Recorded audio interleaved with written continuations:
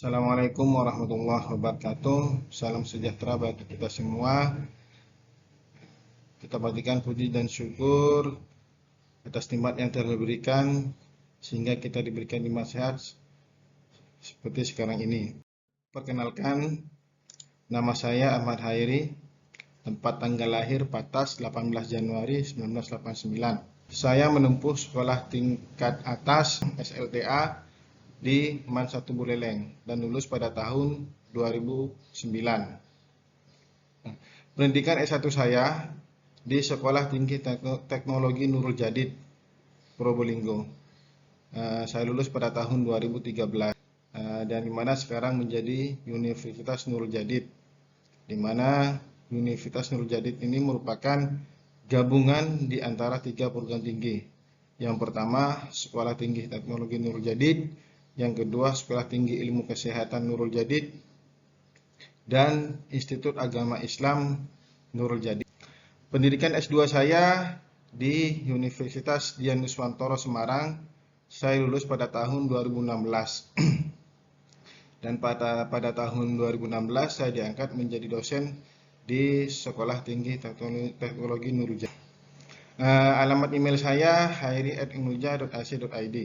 Nomor HP saya yang bisa dihubungi 082 314 832 525. Jabatan akademik saya asisten ahli dengan nomor SK 0992/LL7 SK SK strip JAB KP-Y-2021 terhitung mulai tanggal 6 Agustus 2021. Pada saat ini saya sudah mengurus jabatan fungsional saya ke rektor dan alhamdulillah sudah penerbitan PAK oleh LLIT wilayah 7 Jawa Timur. Di Universitas Nurul Jadid saya mengajarkan beberapa mata kuliah. Yang pertama, Sistem Informasi Manajemen, yang kedua, Aplikasi Komputer, yang ketiga, Organisasi dan Arsitektur Komputer, yang keempat, Sistem Operasi. Nah, pada kesempatan kali ini saya akan memaparkan atau memberikan pengantar terkait mata kuliah Sistem Informasi Manajemen, di mana kode mata kuliah MKU 121402. Mata kuliah Sistem Informasi Manajemen ini diedarkan pada semester 1. Jumlah SKS-nya 3 SKS. Mata kuliah Sistem Informasi Manajemen ini membahas tentang konsep dasar sistem informasi, menjelaskan macam-macam sistem informasi seperti sistem informasi manajemen, sistem informasi akuntansi, sistem informasi bisnis, sistem informasi sumber daya manusia, sistem informasi pemasaran, sistem informasi pembelian, sistem informasi persediaan, serta siklus hidup dan siklus informasi, sehingga dapat menjadi bekal untuk mahasiswa terjun di dalam dunia kerja.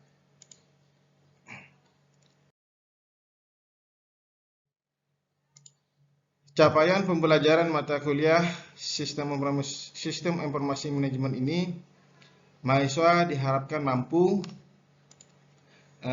yang pertama, mahasiswa mampu menjelaskan konsep sistem informasi manajemen. Yang kedua, mahasiswa mampu menjelaskan komputer sebagai alat pemecah masalah. Yang ketiga, mahasiswa mampu menjelaskan database dan sistem manajemen basis data. Yang keempat, mahasiswa mampu menjelaskan sumber daya informasi. Selanjutnya, yang kelima, mahasiswa mampu menjelaskan pemanfaatan teknologi informasi dalam e-commerce. Yang keenam, mahasiswa mampu menjelaskan sistem informasi berbasis komputer. Yang ketujuh, mahasiswa mampu menjelaskan sistem informasi berbasis komputer. Yang kedelapan, mahasiswa mampu menjelaskan keamanan dan kontrol sistem informasi. Dan yang kesembilan, mahasiswa mampu menjelaskan manajemen sumber informasi.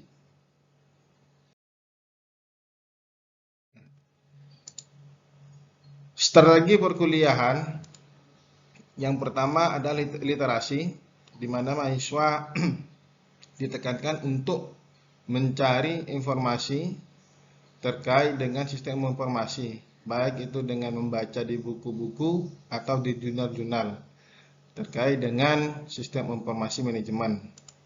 Yang kedua, presentasi, di mana mahasiswa melakukan presentasi setiap ada penugasan-penugasan yang diberikan oleh dosen terkait dengan mata kuliah sistem informasi. Yang ketiga, diskusi, di mana diskusi ini dapat dilakukan oleh mahasiswa untuk mendiskusikan terkait dengan sharing materi terkait dengan sistem informasi manajemen. Yang keempat, penugasan, di mana setiap memaparkan materi, mahasiswa diberikan penugasan agar memahami lebih dalam terkait dengan sistem informasi manajemen. Metode penilaian kami mengacu kepada pedoman akademik yang diterbitkan oleh Universitas Nurul Jadid, di mana interval antara 85 sampai dengan 100 mendapatkan huruf A dengan kategori sangat baik dan lulus. Yang kedua, 80 sampai 84 dengan nilai amin, kategori sangat baik minus dengan status lulus. Yang ketiga, 75 sampai 79 dengan nilai B+, kategori baik plus, status lulus. Yang keempat, 70 sampai 74 dengan nilai B, kategori baik, status lulus. Yang kelima, 65 sampai 69 dengan nilai B min, baik minus dengan status lulus. Yang keenam, 60 sampai 64 dengan nilai C+, kategori cukup plus dengan status lulus. Yang ketujuh, 50 sampai 59 C, cukup, kategori cukup, status lulus. Yang ke-8, 40 sampai 49 dengan nilai C min, cukup minus dengan status tidak lulus. Yang ke-9, 1 sampai 39 dengan nilai D, dengan kategori nilai kurang, status tidak lulus. Yang ke-10, 0 dengan nilai E, sangat kurang dan tidak lulus. Nah, apabila mahasiswa mendapatkan nilai dengan kategori tidak lulus, maka mahasiswa wajib mengulang mata kuliah sistem informasi manajemen ini. Sehingga saya menekankan kepada mahasiswa agar mendapatkan nilai yang baik dan dengan kategori lulus.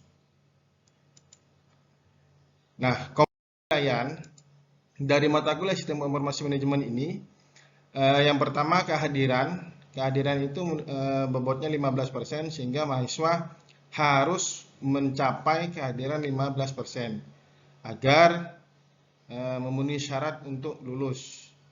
Yang kedua, tugas mandiri atau kelompok dengan bobot 15%. Nah, mahasiswa diharapkan melaksanakan tugas, mengerjakan tugas yang telah diberikan sehingga mencapai bobot 15% sebagai penunjang kelulusan.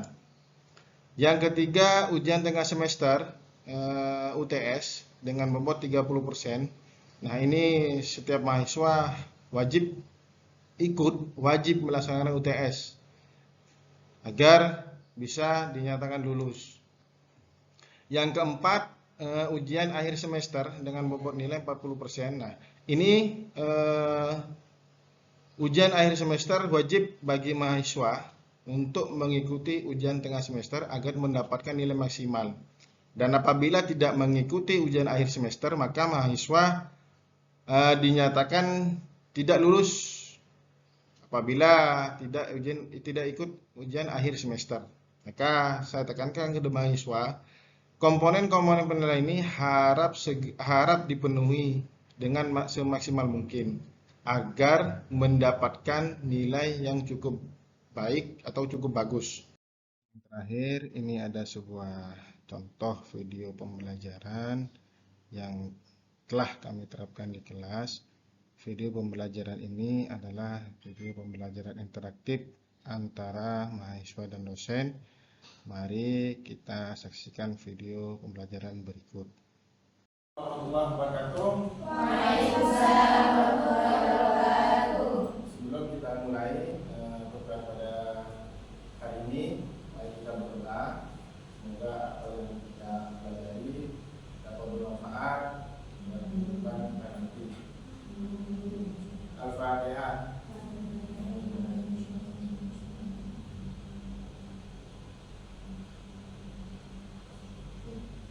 Baik. Pada kesempatan kali ini saya akan memberikan materi terkait dengan sistem informasi. Apa itu sistem informasi? Nah, sistem informasi adalah sebuah sistem yang dirancang untuk mengumpulkan, memproses, dan menyimpan suatu informasi yang digunakan untuk didistribusikan kepada suatu organisasi tersebut. Nah, dapat membantu pimpinan perusahaan atau organisasi untuk mengambil keputusan yang tepat dan efisien. Nah, selanjutnya, tujuan dari sistem informasi ada 3. Yang pertama, pengambilan keputusan. Sistem informasi itu digunakan untuk mengambil keputusan yang tepat secara sistematis. Ya, di dalam perusahaan ada misalkan suatu pegawai, staf pegawai itu kan setiap perusahaan kan pasti akan memberikan reward atau penghargaan kepada setiap karyawan yang berprestasi. Ini yang betul. Dari mana pengambil keputusannya? Jadi informasinya bagaimana dia kerjanya, rajin nggak kerjanya, seperti itu. Terus tekun nggak, terus loyal nggak kepada perusahaan. Itu sebenarnya sistem pengambilan keputusan untuk setiap perusahaan. Yang kedua, efisien operasional. Proses mengungkap proses bisnisnya lebih terorganisir, gitu, mengurangi duplikasi serta mengurangi sumber daya. Yang ketiga, informasi tepat waktu. Adanya sistem informasi ini, semua informasi dapat didapat secara tepat waktu, ya, tidak menunggu lama-lama. Nah, dengan buka BPR ini, kalian bisa lihat di informasi-informasi website, kejadian yang terjadi hari ini sudah dapat diinformasikan kepada banyak orang. Itu gunanya sistem informasi. Kalau dulu sebelum adanya sistem informasi atau media-media, susah untuk mendapatkan informasi. Jadi kita masih lambat mendapatkan informasi. Nah, selanjutnya, ini komponen-komponen informasi manajemen. Hardware. Hardware ini adalah komputer. Komputer yang sekarang lebih canggih lagi adalah laptop yang bisa dibawa kemana-mana. Itu sebelumnya. Dan lebih canggih lagi sekarang adalah apa? Handphone. Ya. Adanya handphone sekarang kalian bisa lebih cepat berkomunikasi. Ya. Sekarang dengan adanya handphone, ya, kalian bisa mengirim foto secara cepat, terus langsung kepada orang, berbagi suara. Kalau dulu menggunakan apa informasi itu? Lewat email, surat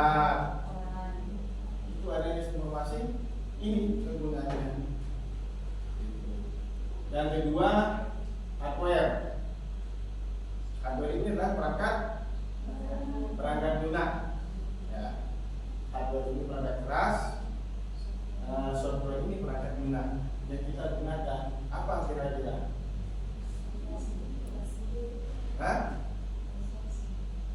Sistem operasi, dan di sistem operasi itu ada Telegram, Office, Word, itu software yang kita gunakan. Saya mengerjakan tugas buat makalah di mana? Di Word, Office, software itu yang kita gunakan. Terus yang ketiga adalah manusia, atau dalam bahasa komputernya brainware, yang mengoperasikan, yang menggunakan sistem. Yang ketiga adalah data. Data ini apa?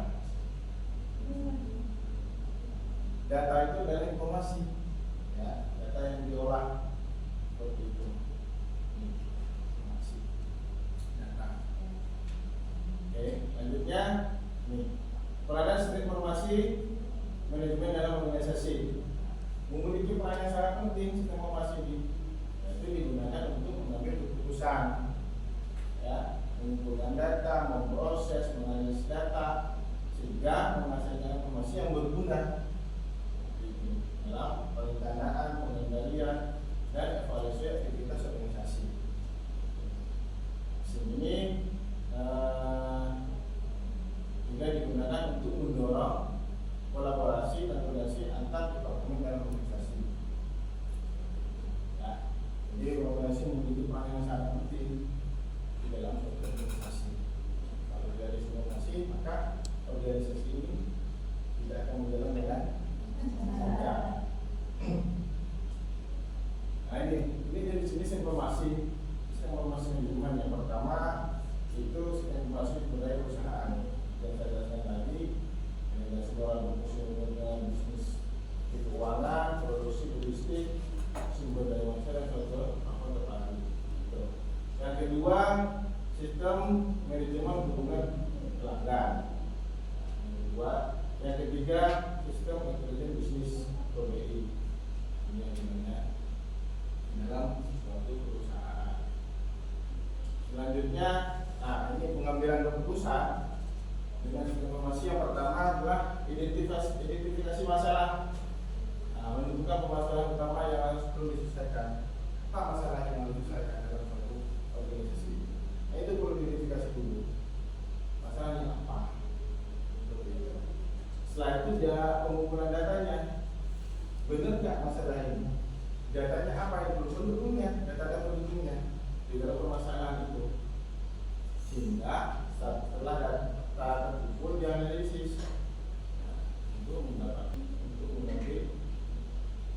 Nah, langkah yang keempat adalah mengambil keputusan, sehingga keputusan yang diambil adalah yang terbaik, yang tepat.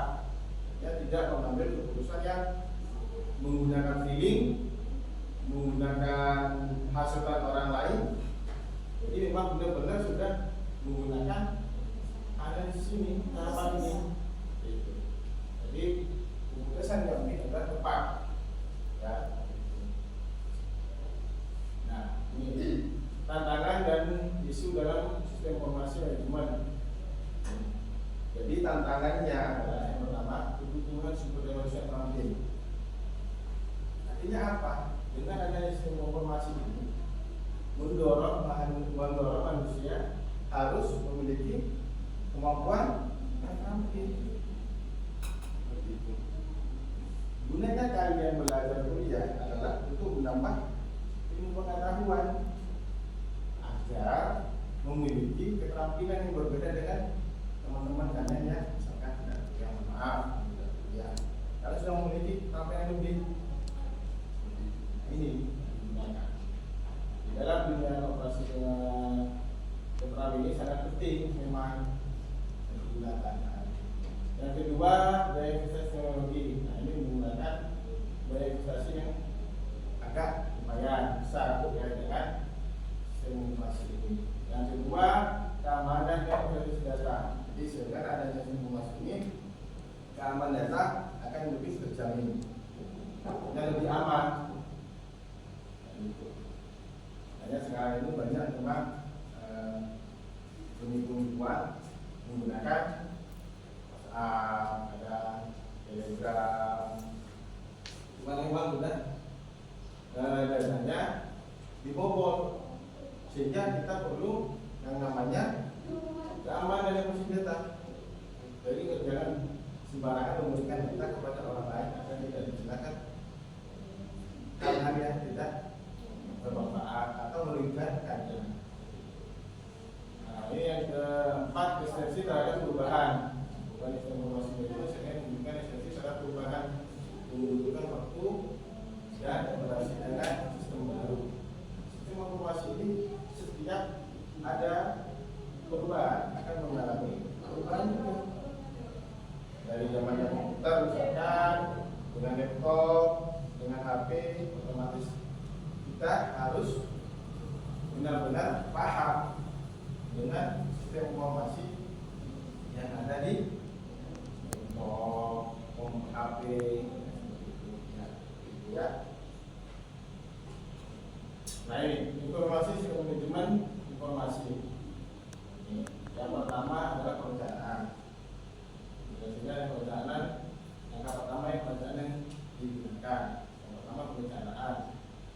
Yang kedua adalah analisis kebutuhan. Kebutuhan ini yang dibutuhkan oleh sistem informasi. Kebutuhan pengguna terhadap bisnis yang dibutuhkan oleh sistem informasi. Yang ketiga desain sistem. Nah, kita harus menggunakan desain sistem apa yang akan kita gunakan untuk merancang sistem informasi itu. Setelah itu pengembangan. Setelah kita misalkan menggunakan sistem itu, kita perlu namanya pengembangan. Oh ini yang kurang, oh ini yang kurang. Maka perlu pengembangan. Yang kelima adalah implementasi. Implementasi adalah apa? Menerapkan manajemen yang telah selesai dan siap digunakan. Seperti itu, ya. Nah, ini teknologi dalam sistem informasi peran, teknologi informasi dalam sistem informasi. Ini punya pemahaman penting yang kita. Nah, ini menjadi platform infrastruktur untuk mungkin membuat penggunaan data, pemrosesan dan penyebaran informasi secara cepat, akurat dan efisien. Ya. Nah, masa depan sistem informasi manajemen ini sangat berkembang pesat. Saya sampaikan tadi bahwa sistem informasi ini akan berubah sesuai dengan kebutuhan. Jadi dalam beberapa tren ini contohnya menggunakan kecerdasan buatan AI, terus Internet of Things, analisis data besar. Ini informasi dapat dan aturan pengambilan keputusan strategi. Di setiap ada informasi atau hal teknologi baru, otomatis informasi ini akan berkembang juga. Ya. Nah, mungkin itu penyampaian materi dari saya. Mungkin ada yang ditanyakan? Ya, baik. Apa manfaat sistem informasi manajemen dalam bidang akademik? Baik. Manfaat sistem informasi manajemen dalam bidang akademik ada dua. Yang pertama untuk perguruan tinggi dan untuk mahasiswa. Yang pertama, perguruan tinggi adalah untuk mengolah data akademik, lisan, KHS, data mahasiswa. Tuh. Yang kedua adalah integrasi data. Ya, integrasi dari data, misalkan data DPMB sehingga masuk ke data SIM, PT. Yang ketiga,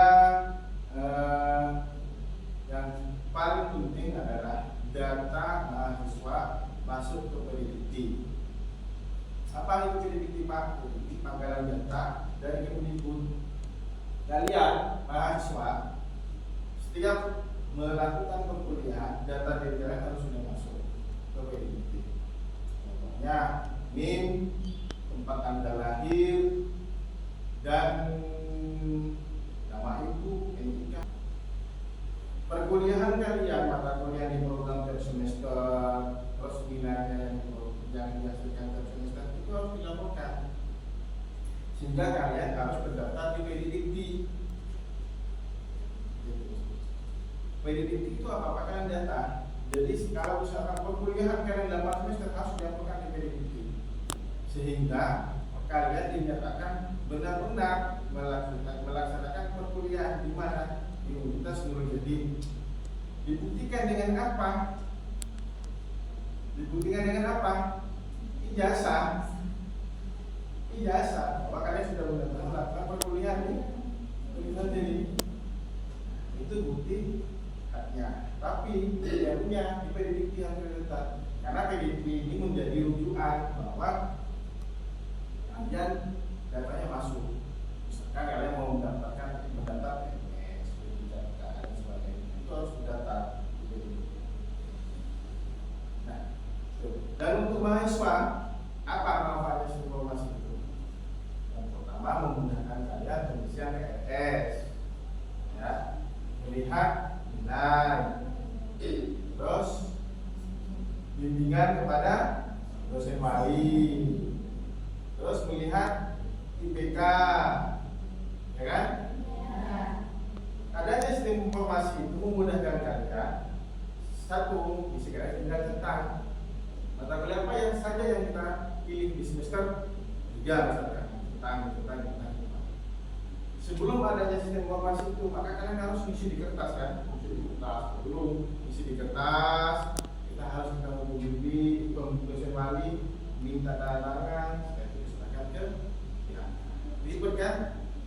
Sekarang praktis, dimanapun kalian bisa mengisi KRS itu, di rumah bisa, di pondok bisa, dan bisa terkoneksi dengan internet. Dan buka CPT, masukkan emailnya, sudah bisa mengisi KRS, bisa melihat nilai. Oh, nilai saya ini yang tidak lulus, mata kuliah ini tidak lulus, mata kuliah ini dapat nilai A, dapat nilai B. Merasa tidak puas, bisa mengajukan banding ke dosennya. Pak, saya kan rajin dengan tugas, kenapa dapat nilai sekian?